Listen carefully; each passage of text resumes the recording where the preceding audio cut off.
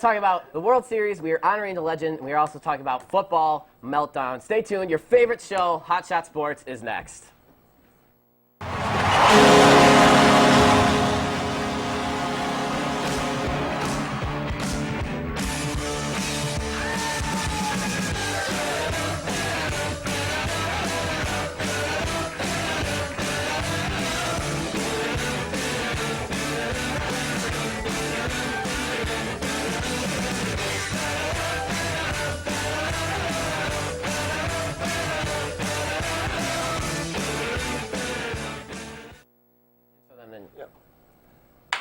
Hi. Give it up. Thank you. Hello, and welcome to Hot Shot Sports. My name is Greg Hill, and I will be your host for today. I am sitting here with the top two projects of the Heisman Trophy this year, Evan Barrett and Brandon Vanderhoe. Give it up. Give it up for them. It happens a lot. I get that a lot. I really do. First show ever, fellas. You excited? Debut? Oh, heck yeah, dude. Debut. All right, then let's get started. What are we waiting for here? So we're talking about football meltdowns so far. Something that has happened. Plenty happens every season and continues to happen this season. Fellas, we start off, I want to intro with the Miami Dolphins, if we could, if we just show a quick graphic right here of what they did. They scored 5 touchdowns before the Texans even had a chance to score positive yards. -2 total yards. Guys, take me through it. What happened here? I mean, it's not just a whole season of meltdowns. It's been a whole week. I mean, this entire week. I mean, you can say the Raiders, they came out to a big lead, almost blew it to San Diego. Arizona, even, they had a nice, good lead. They had a blocked punt. They missed the extra point even.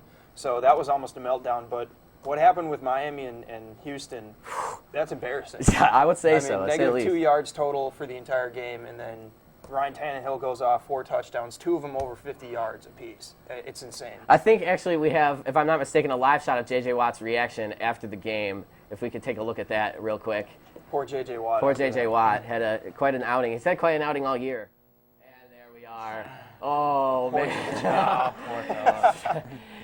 So, Brandon, take me through maybe what happened to the to the Dolphins, to the Texans. It's their defense. Their defense is absolutely atrocious. They have J.J. Watt, Jadeveon Clowney, and Brian Cushing, and they give up 60-yard and more touchdowns? Mm-hmm. That's ridiculous. The Dolphins have been struggling. They just fired Joe Philbin, and there's no excuses for that to give up the big play. Of course. And their secondary is absolutely probably the worst in the NFL. So we're coming off of Jadeveon Clowney, a top prospect in college, coming off of his second year now in the NFL, actually playing this year. Would you say he's a bust now, or what would you guys say is going on with that? I mean, for how injury-prone he is, I can't say that he's a bust because he only played, 1 or 2 games? Yeah. So I can't imagine saying that he's a bust yet, but he's certainly well on his way if he is not showing week in and week out. I mean, I have yet to hear his name on SportsCenter besides saying he's a bust.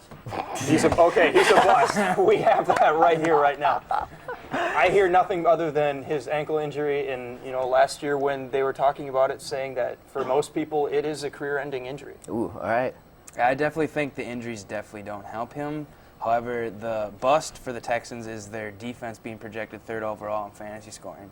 That was the biggest bust of the year so far. Now, is this a personal bust for you? That was maybe you picked NFL.com's them? rating. Oh, I picked them. Does this Of course affect I did. you? Of course, of course. Now, other than the Texans sitting at 2-5 in the year, there's, again, Evan, as you said, there's a lot of meltdowns happening this week. Give me more meltdowns in the NFL. Well, in the NFL, I'd like to look back at last night with Arizona. What happened with them? It was kind of a disappointing game for Arizona. You're playing a 1-5 and now 1-6 Baltimore Ravens team that's led by a great offensive mind, but he just doesn't seem to understand that you run a ball every once in a while. We'll get back onto that later in time, but the Cardinals have a great defense. They have one of the best defenses in the league. They have an incredible quarterback now with Carson Palmer. It's almost a revitalizing career right now in Arizona for him, and special teams almost blew it for him. I mean, they had a good time for special teams with that fumble recovery in the middle of the game, but then they also did blow it. And Brandon, you also have a meltdown that happened in college football. You want to talk about that for a little bit? Miami Hurricanes are awful. 58-0 against Clemson. I mean, obviously Clemson is a good team, but Al Golden is just fired. Miami Hurricanes can't get it on track. A lot of football meltdowns happening for us this week. Moving on to a little more somber subject. This week, actually quite a few days ago, the NBA and the Minnesota Timberwolves family lost a a very applicable part of their association. Head coach Flip Saunders actually passed away from his battle with cancer, and I know my friend here, Brandon Vanderhoe, has a little piece about him. So if you'd like to go ahead and give us what you got on that. Just a nice background about Flip. He played for the Gophers, starting 101 out of 103 games in college. Teammates with Kevin McHale, who actually got him in the NBA. He was played a huge role of hiring him for the Timberwolves. Little background: Flip Saunders coached at Grand Valley State and went 56-0 at home in all 4 of the seasons there. He played a huge role here in lacrosse as he coached the lacrosse Catbirds of the CBA, the NBA's kind of little brother league back in the day. And his first year in 1990, I believe, they won a championship here in lacrosse, and then again in 1992 before the franchise departed in May of 1994 to Pittsburgh. And then he took over the Timberwolves program, led them to 9 straight playoff appearances, led by young teenage Kevin Garnett, and did a heck of a job. Reached the conference finals in 2003 and 2004. So definitely a huge role here in La Crosse, Wisconsin, and in Minnesota for sports in general. And he was also a big part of bringing Kevin Garnett to the Timberwolves. Is that right? Well, he was drafted before, but he was a huge part in making Kevin Garnett what he was. And it's actually really cool. KG had a little bit of a tribute going on where he posted all over social medias where he sat in the parking lot. You see it right there. He sits in his parking lot with the caption, "Forever in my heart." And I thought that was really, really cool. It's a really cool thing to do, especially to see a whole NBA family come together like this. Now, with more on Flip Saunders, can we talk about what the players are doing on Minnesota to kind of commemorate him? I mean, even the young guys like Karl Anthony Towns and all the new guys with Wiggins. Wiggins obviously had a little bit more time with Flip, but even Karl Anthony Towns, it seemed like he was a big part with what had gone on in his little development that he had with him. But Brennan had said that he was a huge part in the La Crosse area, but Flip Saunders was a huge part in the entire NBA, and there's a big piece missing now without Flip. That's a really good point. So we always remember Flip Saunders. We remember how tight of a family is in the NBA. Moving on to headline number 3.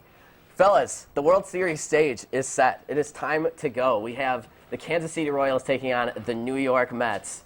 First of all, I want to talk about what it's going to be like, how it's going to look with such a versatile offense of the Kansas City Royals going up against powerhouse pitching of the New York Mets. Can you guys give some insight on that, please? It's certainly a versatile offense, but it's also a dynamic offense of Kansas City. But I think the biggest story here is going to be how the New York Mets pitching can shut down Kansas City. You saw in the NLDS how the Cubs had the worst National League, NLCS, I should say, the worst National League Championship Series batting average as a team.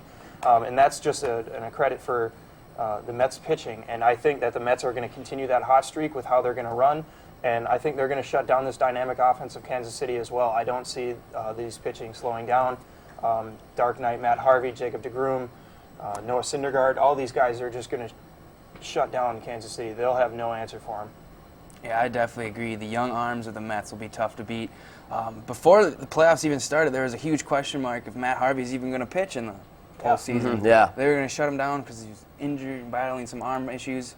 But yeah, the Mets are aggressive on the base path as well. You saw them steal base every time the door opened against the Cubs. I think it'd be key to watch out for that and how Kansas City holds down that. Now, in a 7-game series, whether we're talking about baseball, basketball, anything, how important it is to gain momentum right out of the gate? Would you say it's essential to get a win right now, or would you guys say that, obviously every win matters, but how should the team that loses tonight happen to go about mentally about this? I don't necessarily think that whoever wins the first game's got ultimate control on the series. It's really how you come back from that loss or from that win and how you can compose yourself. I think with the Red Sox in 2004, how they beat the Yankees being down 3-0, they decided that they're kind of sick and tired of the big brother Yankees beating up on them, and they decided it's their turn to finally win one. I hope that the Cubs would have done something like that last series, but floor director doesn't really like that, I guess. But, I think that's something that, between the Cubs with these guys, this is going to be a huge series. And all these teams in the NL now, with these young rising teams, they're going to be around for a long time, and I think it's finally going to be a nice thing to see that the Cardinals are finally not going to be the only team to beat. And I think that's just going to be a thing of, they can finally beat someone. Yeah, I agree. Game number 1 isn't exactly essential to win, It's all about how you bounce back. However, if the Royals do not win Game 1, they're facing Harvey, DeGrom, and then Syndergaard probably. Was that the lineup? I believe Syndergaard, yeah. That's 3 tall tasks. So I think Game 1 is a must-win for the Royals, just for their morale to face those young arms. So it's important to get a win for morale and for everything else. The Mets can fall back on their big arms. Of but course. For the Royals, I'm not too sure. Alrighty. Thanks for your insight, fellas. Stay tuned. We are coming right back with Hot Shot Sports, but first we're going to look at some adorable pets that need homes in today's segment Perfect Pets. Pretty kitties.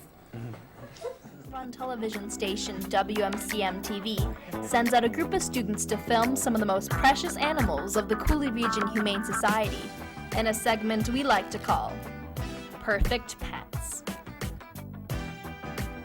The Cooley Region Humane Society offers a variety of programs and services at little or no cost to help both animals and people in our community. If you have found or lost a pet, are in need of training assistance, need cat behavior consultation, desire to volunteer, need to surrender your pet, or are looking to adopt a pet, the Cooley Region Humane Society offers this and so much more. So what are you waiting for? Adopt or become a volunteer today. To find out more about these services, contact the Cooley Region Humane Society at 781-4014. The number for the Cooley Region Humane Society, again, is 781-4014. We are moving on to one of our favorite segments, 3 Tears, Jeers, and Cheers. All right. We're going to start off with some tears today. We're going to start, negative note. I know. I'm sorry. Starting off with, again, as we discussed earlier, the Ravens had quite a poor outing on a Monday night football game. So, and as me and Evan here know, Bears fans, we are quite familiar with their now new offensive coordinator, Mark Trestman. And there's this little picture that came out with Trestman sitting with his quarterback here. If we could go ahead and take a look at that real quick. Yeah. I mean, to be honest, I had no idea that Baltimore traded for Jay Cutler. I'd honestly completely missed that trade. Looking at last night, that final drive, that looked exactly like something Jay Cutler would do. Pass under Mark Trestman.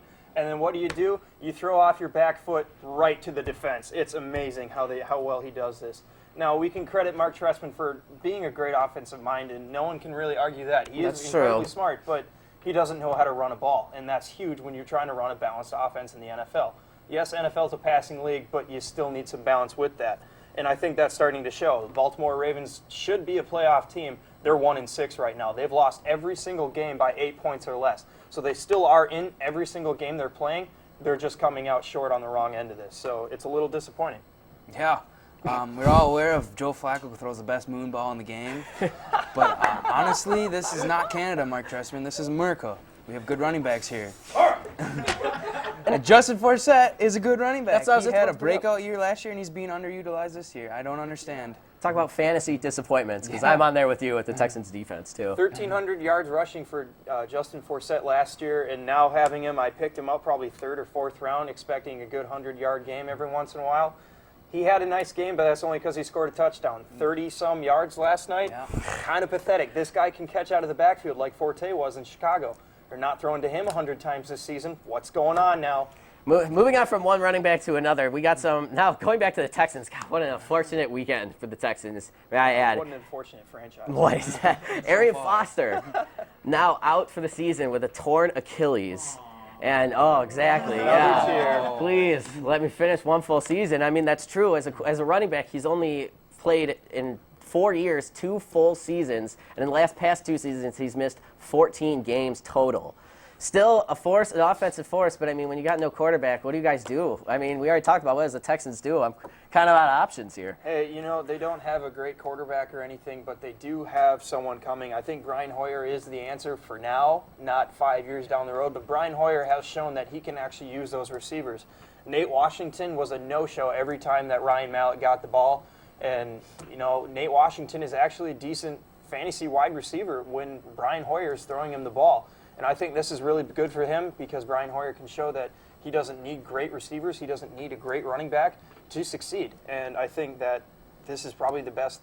I shouldn't say Arian Foster's hurt is the best move, but they can rebound with the guys around them.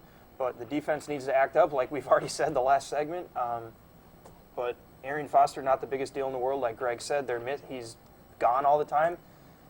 Heck, I mean, they're used to it by now. It's just a luxury. There's only so much you could say about the Texans and just how unfortunate it's been. It really has been. Moving on to our third tier of the day. You know, winning a championship series is pretty awesome, but then sometimes it gets a little too exciting, as Bartolo Colon has once demonstrated for us. Let's take a look. And, and down he goes. Oh, wait. And, he goes again. So, here's the thing, guys. This is the only down moment the Mets had in that championship series.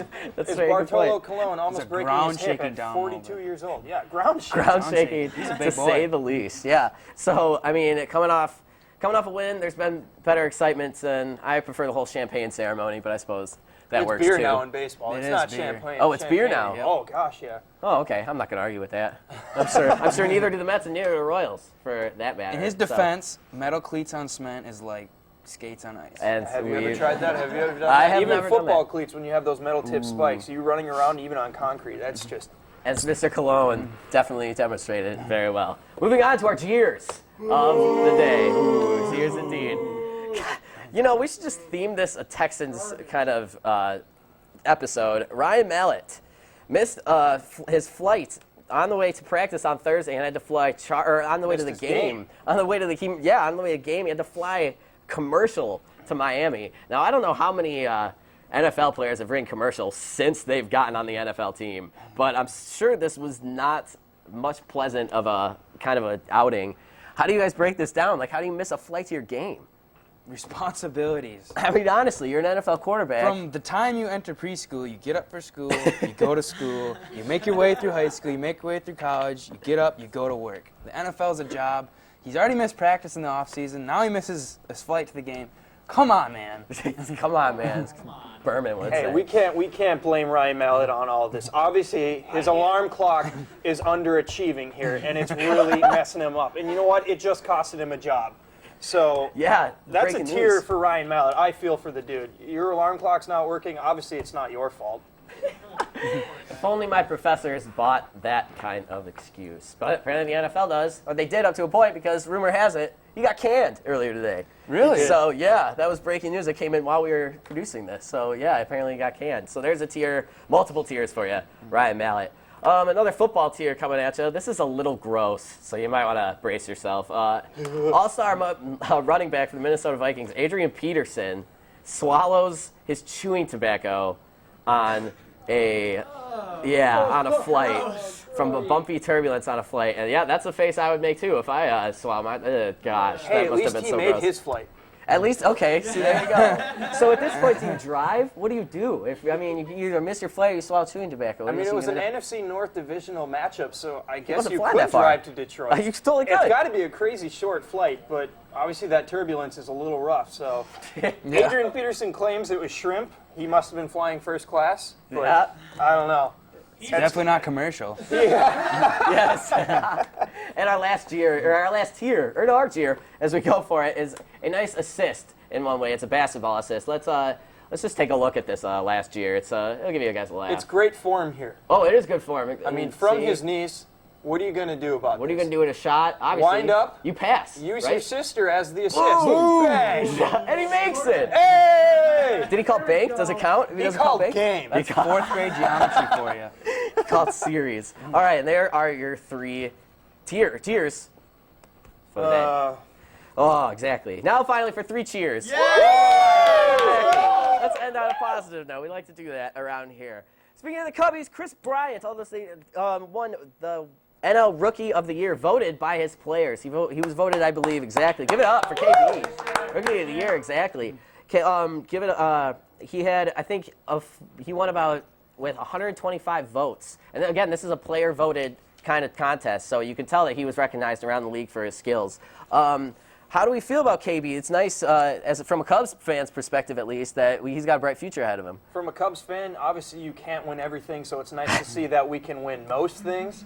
So most things? I'm really glad. Since when? 1908? Since 1908, we've won a lot of the World Series. But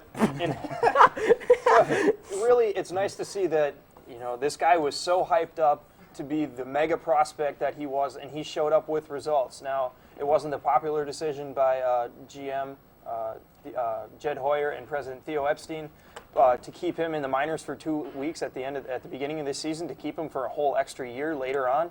But I think it proved to be worth the wait, just like that billboard said in April.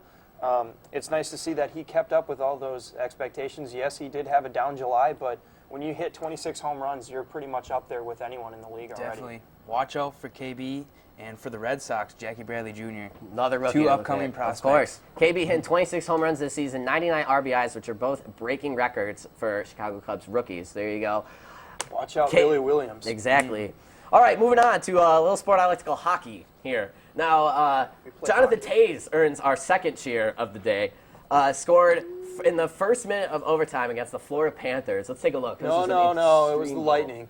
Oh, it was the Lightning. It was the Lightning. Tampa Wow. Lightning here. I am a Chicago Blackhawks fan, if you can believe it. Quick in for the overtime. And what's even more impressive here is he did it back-to-back games. I mean, that's in incredible. overtime, 1-0 scores. Imagine going 60 minutes scoreless in a hockey game, and then going 60 minutes again scoreless in a hockey game, and then sealing it with just one more minute. I believe the last goal was scored in the 51 seconds in overtime. Something in there, yeah. So maybe if we extend the periods to 21 minutes, then...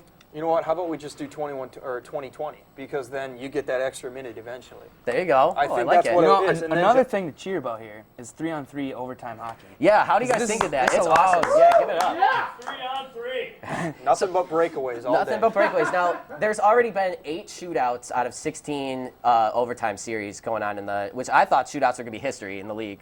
Watching the Yeah, first I'm 3-on-3 also overtime, surprised they're with it. so fast-paced.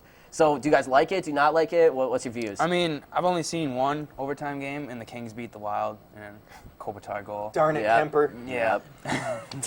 But yeah, I like it so far. I mean, I think basketball should go 3-on-3 too. Oh my gosh, that'd be exhausting. All right, so our second cheer goes to Jonathan Toews, overtime goal. And our third final one, rookie receiver Stephon Diggs of the Minnesota Vikings makes an incredible catch from a bomb from Teddy Bridgewater. I mean, I think we got a picture of it still. Look at that. Just reaching out, catch for the touchdown. Another rookie coming out. We got a rookie episode. How good is Stephon Diggs looking for the Vikings this year, Brandon? Well, I think his relevance is due to the number 1 cornerback is obviously on Mike Wallace. Number 2 is either on Charles Johnson or Jarius Wright, whoever's in the game. Both have been battling injuries. So Stephon Diggs is fast. He's free to run wherever with 4th or 5th DB. So he gets a lot of matchup favors. As long as Teddy can put the ball on the mark and Adrian Peterson has a good running game, I think he can be pretty relevant throughout the rest of the season. But like Evan was talking about earlier before the show, Mike Wallace doesn't fit the scheme of Teddy Bridgewater. I mean, he thrives on the deep ball, and Teddy's not quite there yet. He's a rainbow passer, like Flacco. Like But I Flacco. think Moonball. whatever I think he can mold into that offense. And any rookie receiver, it's incredible to see the last couple seasons. That's a good duo to Rookie look forward to. receivers. Oh, I'm looking heck forward yeah. to it. All right, I'm so we not. got pick'ems coming up this time. So the NBA kicks off today, guys. Really quick. Bulls, Cavs. Who you got? Bulls. Absolutely, good answer. Cavs. Oh, but terrible answer. Derrick But Rose. Audience, what do you got? what do you got? Bulls! Now, LeBron James isn't. I don't believe he's playing tonight. I mean, there was rumors he is. He is playing tonight. Okay, perfect. Thank you, studio audience, for filling me in on that. I love it. We already talked about the World Series. Now let's go on to some best Halloween costumes. I want to show you guys these. I found these yesterday, and I think they're pretty good. So we're gonna see who does it first. First off is a man by the name of Luda the Paluda. Ludacris coming in as Anthony Davis. He really goes in full stream there. He's doing it pretty well. Next up we have the man we just talked about, LeBron James, coming in as one of your favorite spokespeople or your most annoying. It could be either way. Yeah, look at that. Yeah. LeBron coming in as Flo from Progressive. It's definitely time to retire Flo. She's been around for a little too long. But you know what? LeBron pulls her off. Maybe we should do LaFlo. I'll take- Oh, reserve that one right now. This one I think is my favorite. This is pretty good. I'll give you bonus points if you guys can guess who this is. Michael Jackson. It's clearly E.T. It's in a clearly Michael E- Jackson uniform. But is that not such a good picture? That's actually P.K. Subban of the Montreal Canadiens. P.K. Yeah, Subban? isn't that crazy? He actually pulls it off pretty well. That was And then good. this is for everyone. I thought that this was very pleasant. This last Best this costume last of picture. all time Best right oh, here. little baby Andy Reid. Oh, we love it. That mustache is just on point. Oh, perfect. It's like you got a little fuzzy caterpillar on his a face little or bit. something. It's just a little tickle. But you That's know all what? it is. He looks exactly like him. Did he not resemble him? Can we take a look at that again just real quick for just 2 seconds? Like, can we look at just how close of a... How darn Look at cute that. this kid is. And he's got the expression, too, that Andy Reid like, has what on the we should have sidelines. done is just a side-by-side pic of the baby and Andy Reid. I think Andy Reid would be Honestly, flattered just a that few this wrinkles. baby was impressed. Yeah. So A he few just wrinkles wanted is to only do this. separation. Just a few added Just little those stress crust feet, wrinkles. that's all it is. Maybe a couple of cheeseburgers. Oh, my goodness. Perfect. So, favorite Halloween costume? Real quick. Andy Reid, Okay? by far. Andy Reid. It's got to be the Andy Reid. Of course, It's the always. cutest darn thing ever. All right, guys, thanks for joining us. Stay tuned. Coming up next is a tie for your favorite sports show. Next to this one, our brand new sports show called Eagle Nation. Check it out. Hey, Eagle fans, WMCM TV has a brand new sports show. That's right. Join us every Monday and Friday to keep up to date with all the Eagle athletics. We'll recap highlights, talk to coaches and players, and keep you up to date on what's happening around campus. Pretty cool, right? The show that I'm talking about is Eagle Nation. So join the crew every Monday and Friday at 12 p.m. to talk about UWL athletics. So when you think of sports, think of us, Eagle Nation, on WMCM TV.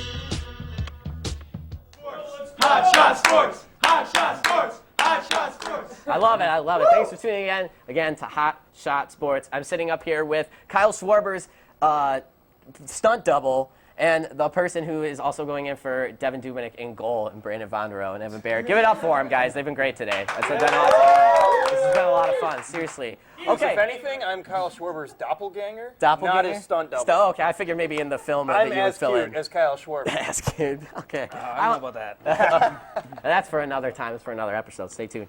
So our beautiful studio audience is here helping us out. Give it up for them. Give it up for yourselves, guys. This has been awesome. So we put up a little question talking about meltdowns in the NFL. There was two meltdowns that we're deciding on. A week ago, the Colts had a questionable fake punt, if that's what we want to call it. I think questionable's putting it lightly. Lightly, yeah, I'm trying to be nice here. The Colts had a questionable fake punt, but everyone remembers the worst play of all time, and that is Mark Sanchez's butt fumble. So I was curious after this week to kind of get the opinions of our audience here and of our amazing crew members that help us out every time. And there are the results. Butt fumble won unanimously. That's Next not to the unanimous, fake. but you know what? They had a solid double, win they on this doubled. here. It It was almost 2-1 votes here. It was 2-1. And you know what?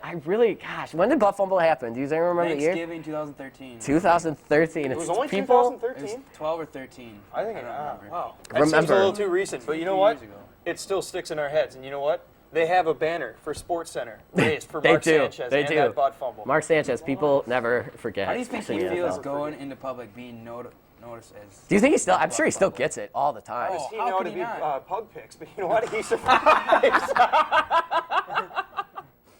I dropped.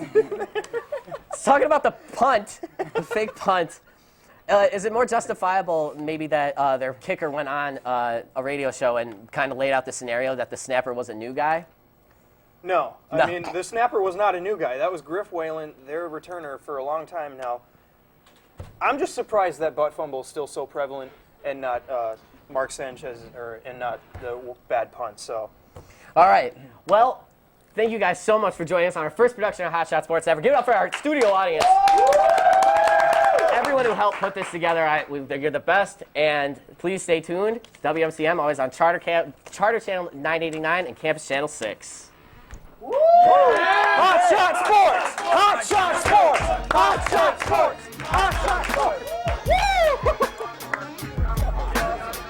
Hey, yo, tell Fatty to go get Claire. No, Claire's supposed to be here. Hey, yo, go get my home.